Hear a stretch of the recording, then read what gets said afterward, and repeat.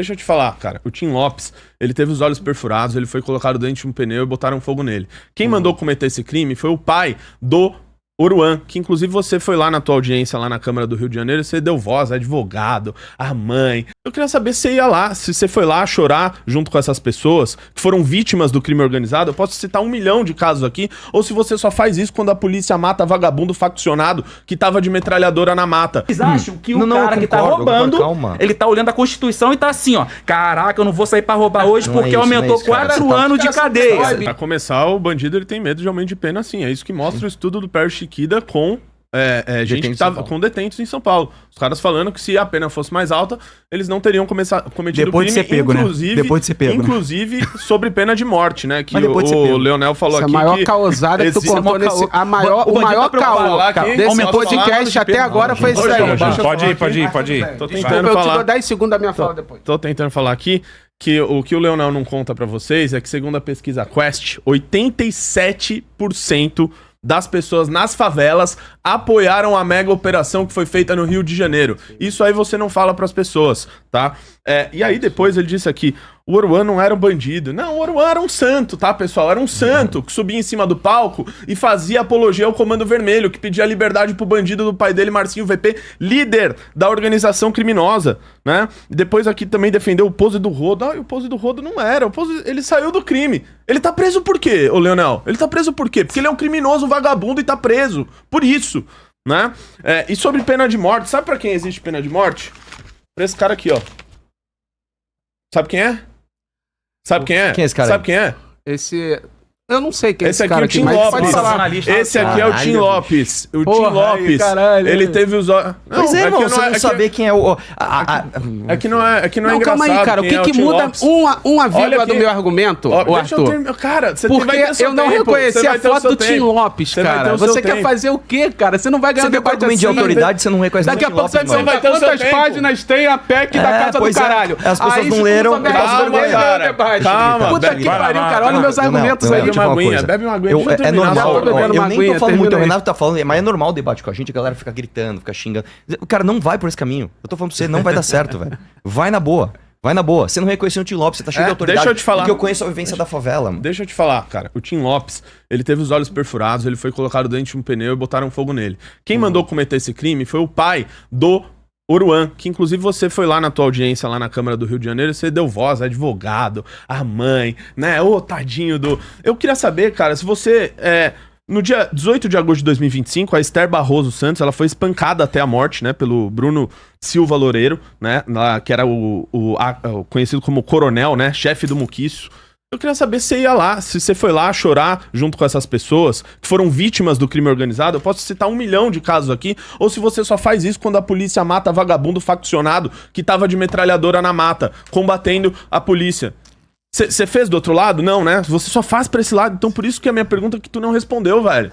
Como que você só faz audiência pública pra homenagear vagabundo faccionado dentro da Câmara Municipal do Rio de Janeiro? Você já fez alguma coisa aqui pra vítima, pra gente que foi vítima do Comando Vermelho, das facções, do PCC? Não, você chama a gente que foi presa por apologia à facção criminosa pra falar do teu ladinho como se fosse inocente anjinho, cara. Vamos lá, o meu ladinho... Pode ir, 3 minutos. O meu ladinho é ladinho do trabalhador que quer acordar cedo, trabalhar, não ser assaltado, é digno, é honesto e ponto. E o meu lado é o lado daquele moleque que tá ali com uns 13, 14 anos de idade e tá intoxicado com a lógica da violência, e esse moleque precisa ser disputado pra ele não entrar pro crime. Vamos lá, um por um, vamos refutando toda a besteira que você acabou de falar. Primeiro, 87% dos moradores de comunidade aprovam a guerra. Mentira. Sabe por que é mentira? Eu duvido, e todo mundo vai ver. Posso terminar? As pesquisas mentem? Posso falar? Eu duvido você entrar em qualquer comunidade e conseguir uma pesquisa de opinião com o morador.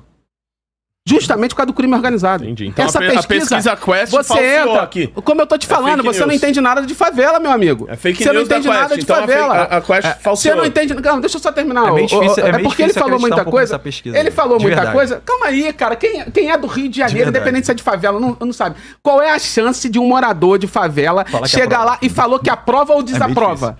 Justamente por causa do crime organizado, que a gente combate, que eu quero combater, eu quero o fim do Comando Vermelho, eu quero o fim da Terceiro Comando. Negacionista, cara, de pesquisa. Cara, não é negacionista de pesquisa, é porque essa pesquisa... É só quando convém, né? Essa pesquisa é falsa, ponto. Essa pesquisa é falsa, não adianta rir. Agora vamos lá. Quem é o Oruan, gente? É verdade, eu fiz uma audiência pública de MC Não É Bandido na Câmara Municipal. E chamou um monte de bandido. E aí, pra você poderia ser bandido. Naquela época, naquela circunstância, vamos lá. Quem é o Oruan? Para começo de conversa.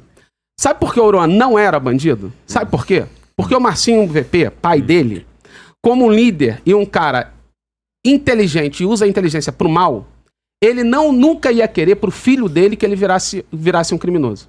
Então, se tem uma coisa... Tanto é que o Oruan foi estudar. O Oruan, ele é super letrado, ele é super estudado. Ele estudou fora. O Oruan estudou fora. O Oruan, não adianta debochar, isso é verdade, cara. Não adianta ficar debochando. Eu tô falando da verdade. E aí, olha o que eu tô dizendo aqui. Dá mais tempo pra ele, velho. Pode dar mais 10 minutos pra ele aí, velho. Vai dar mesmo? Vai dar mesmo? Vai ter que dar agora. 10 minutos, mais 30 segundos aí. Não. Dá mais tempo pra ele aí, mano. Deixa ele falar que o Oruan é inteligente. Deixa eu falar. Dá uns minutos pra ele. Deixa eu falar a realidade aqui. A realidade que vocês não percebem. É por isso que vocês são muito narcisistas e não conseguem ter empatia com os outros. É por isso que você não consegue acompanhar esse meu raciocínio. Beleza? Aí o que acontece? O próprio pai do Oruan, que é bandido, sim, coisa e tal, não deixava o Oruan se envolver no crime organizado. Quem é de favela sabe. Agora, existe convivência? Sempre existiu. A gente não nega isso. Existe convivência. Eu, enquanto agente público, vereador do Rio de Janeiro, seguindo os meus princípios, como eu falei, segurança pública não é problema, é consequência do problema, da desigualdade, da falta de educação, da falta de cultura, do sistema hiperverso e etc. A segurança, ela é consequência.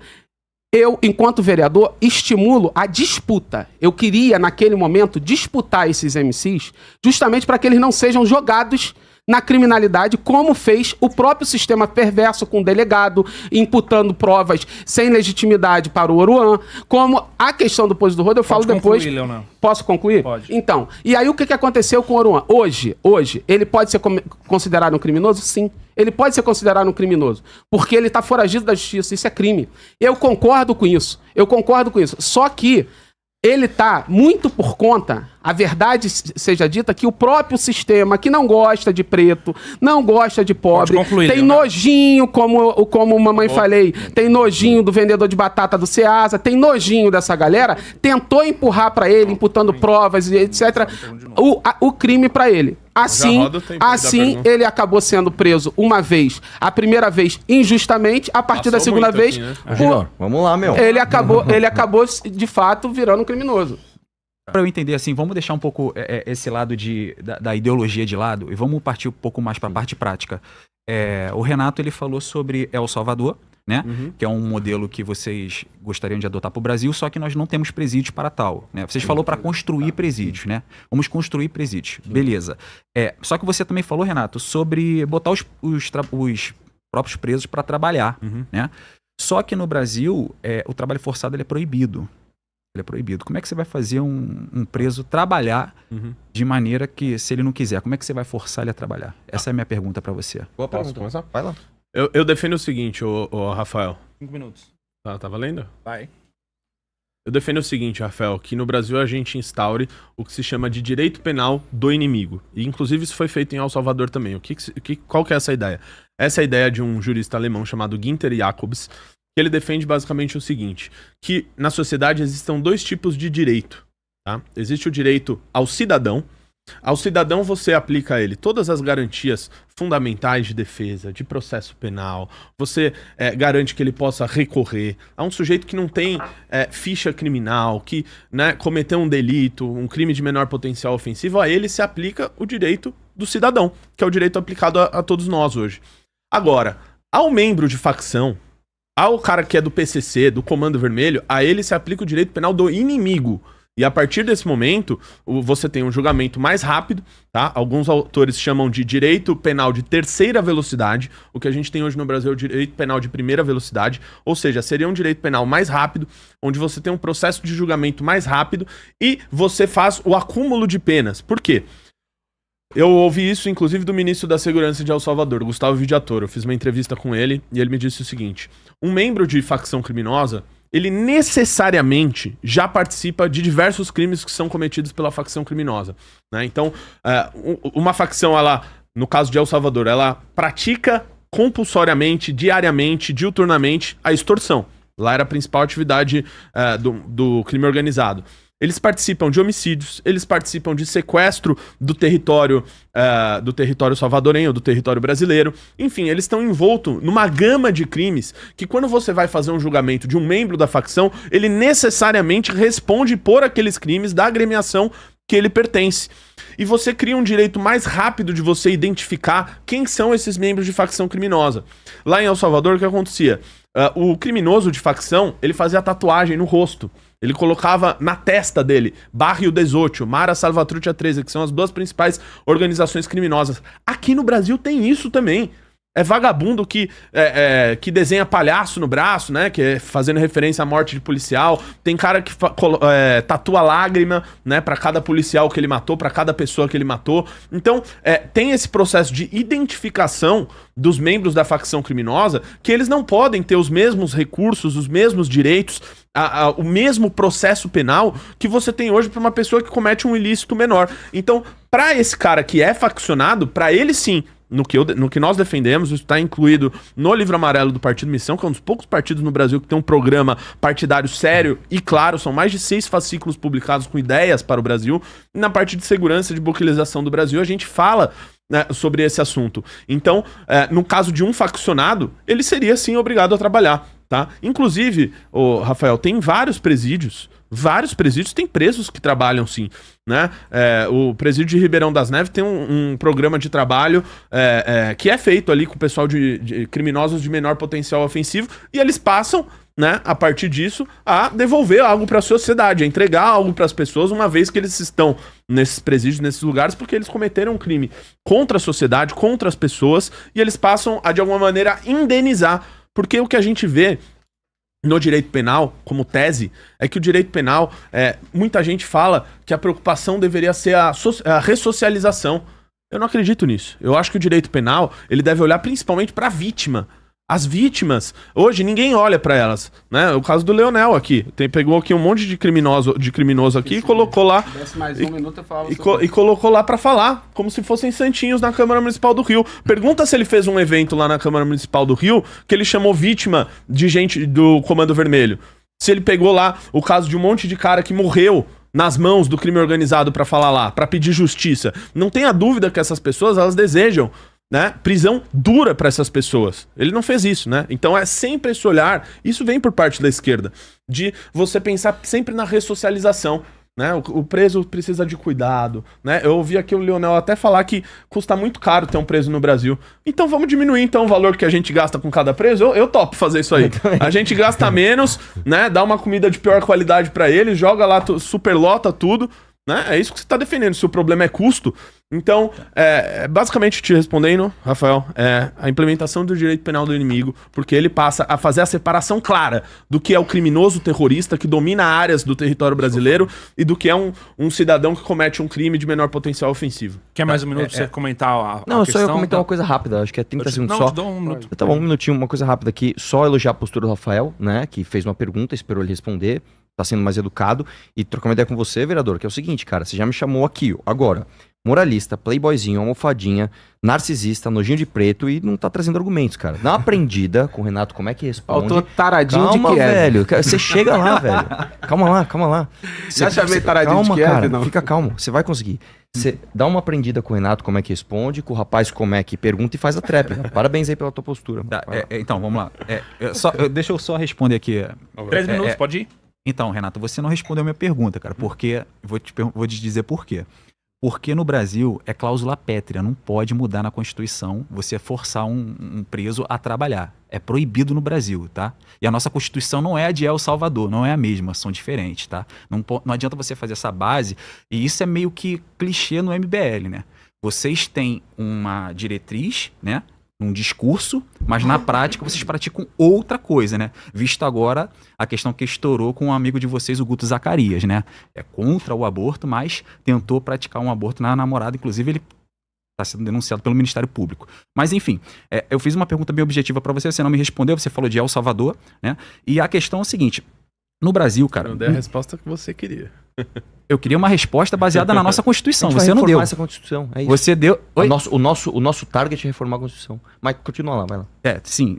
Até concordo com você. Então- Até concordo com você nessa parte. Só que a gente tem que trabalhar com aquilo que a gente já tem, certo? Política não é o que a gente quer, é o que a gente pode. Só que você tem Concorda que ter o comigo? norte, é óbvio que você tem que ter o Concorda norte. comigo? Mas desculpa, vai lá. Não tem problema, eu gosto dessa dinâmica. Eu gosto muito dessa dinâmica. Só que o problema é o seguinte, o Renato ele trouxe uma ideia aqui que não funciona. Assim como vocês trouxeram o liberalismo para o Brasil, que também que é uma ideia que não funciona dentro de um país desindustrializado, né? Você viu o que aconteceu na América do Sul na década de 90, né? Mas enfim, a pergunta eu vou repetir novamente para você. Como que vamos resolver a questão da população que está na sociedade, que praticando crimes, como que vamos reduzir isso? Porque, tendo em vista que o Brasil já aumentou pena, você falou que o preso tem medo quando aumenta a pena. Concordo plenamente com vocês. Só que o preso não está praticando crime, quem está praticando crime é quem está solto, e quem está solto não está preocupado com o aumento de pena. Concorda comigo ou não? Deixa- Você acha que eles acham que o Não, cara eu que tá concordo, roubando, calma. ele tá olhando a Constituição e tá assim, ó. Caraca, eu não vou sair pra roubar hoje Não porque é isso, não é aumentou isso, cara. 4 Você tá- anos de Cara, cadeia. olha, bicho, Desculpa, nunca entraram na Olha frente, só, entende a gente que tem a que mulher ser prático. infelizmente, É uma pergunta simples e objetiva. Como que vamos resolver o problema no Brasil na criminalidade? Porque já aumentamos pena, já matamos pra caramba, policial matou pra caramba, inclusive Aumentou no meu a pena estado do Rio de quando? Janeiro. Já diminuímos Estudos tudo, o custo mostram que isso dá cadeia. problema. Inclusive o PCC surgiu após o massacre do Carandiru. Olha a merda que deu. Agora tá aí a facção aqui dentro do estado de São Paulo. Por conta do massacre do Carandiru. Comando Vermelho nasceu, que é a antiga Falange Vermelha, que nasceu aonde? Dentro de Angra dos Reis. Por conta de quê? Então, esse que é o problema. Vocês trazem ideias de vamos prender, vamos matar. Tá, só que já fazíamos isso e não tá dando certo. É esse que é o Quando que problema. a gente aumentou pena Qual a- no Brasil? Meu querido, há 30 anos a gente aumenta a pena. Ah, quando? Me Crimes diz o hediondos projeto aumentou qual? de 30 para 40 anos. Teve aumento. É só você pesquisar aí que você vai ver.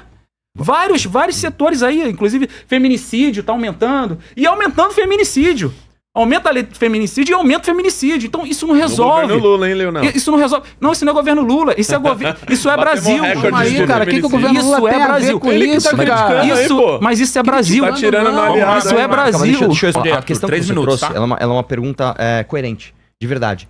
Cara, às vezes você pode estar se baseando no aumento de pena de quem já está preso. Isso não é verdade. Isso não é verdade. Eu estou mostrando para você que existe uma política de desincentivo, que ela parte de duas coisas: certeza de punição e tamanho da punição. Só que olha só, existem vários estudos, eu vou citar um só para não tomar muito tempo, que falam justamente isso. Para você fazer um estudo que não mede o efeito da diminuição de criminalidade de quem está fisicamente preso, na Itália eles fizeram um estudo especificamente para isso, que é o seguinte: eles aprovaram uma lei em 2006, em julho de 2006, chamada Lei da Clemência Coletiva. O que eles fazem? Eles dão um perdão da pena. Funciona assim: o cara vai ter a pena perdoada e se ele reincidir, ele vai pagar a pena que ele não cumpriu mais a pena total que ele cumpriria no novo delito. Ou seja, você tem o seguinte incentivo ou desincentivo. Se você faltar um ano só para sua pena acabar e você delinquir de novo, você vai ter a nova pena mais um ano apenas. Se eu acabei de entrar no sistema penal e eu tenho mais, sei lá, 5 anos para cumprir, sair, delinquir de novo, eu vou cumprir a nova pena do meu novo delito, mais os 4 anos faltantes da minha pena anterior. Ou seja, é uma pena muito extensa. O resultado do estudo, é que o estudo é longo, eu li ele inteiro, é maravilhoso o estudo, mas eu vou trazer o resumo dele. A redução da incidência é de 1,24% para menores penas e 25% para maiores penas. A cada mês de pena esperada, você tem uma redução de 7,4% na reincidência. Então a Itália pegou e respondeu justamente a sua dúvida, que é uma dúvida coerente. Peraí, o cara que já está preso, e se eu considerar que eu já resolvi ele? Vamos falar de quem tá solto ou de que eu sei que vai sair. Só uma coisa, a conclusão do estudo é basicamente o seguinte: não só a pena esperada faz o cara cometer menos crime, como o sistema prisional, o tempo no sistema prisional não o reforma. Entendeu? Essa tese de que o cara vai passar 5 anos na cadeia e vai sair reformado, é o contrário. Quanto mais tempo ele tem de pena esperada, menos incentivo ele tem para cometer crime. Então, a gente fala aqui, e não adianta você pegar um detalhe: o preso trabalhar na prisão. A gente vai reformar a Constituição. Não vamos reformar? Tudo bem, então vamos abrir mão desse detalhe? Então tá, o preso não vai trabalhar no presídio. Tudo bem. Todo o resto que a gente está falando é justamente isso, uma política de desincentivo que conta também com o aumento da repressão de qualidade. É isso. Pode. Só pra concluir, o que não pode, do nosso ponto de vista, é que um preso, um cara que matou uma pessoa, que estuprou uma garota, ele simplesmente na prisão, porque fingiu que leu um livro lá qualquer, vai ter vai ter uma remissão de pena, vai ter uma diminuição de pena. Isso que é um absurdo, né? Então, você disse, olha, não posso obrigar o cara a trabalhar. Tudo bem, se ele trabalha, ele pode ter, eventualmente, depois talvez... Uma redução de pena. Ter algum tipo de redução de pena. O que não pode ser é que nem hoje, né? Onde o cara vai lá, finge que leu um livro qualquer, faz um resumo que algum advogado entrega pra ele dentro da cadeia e tem remissão de pena. É isso aí.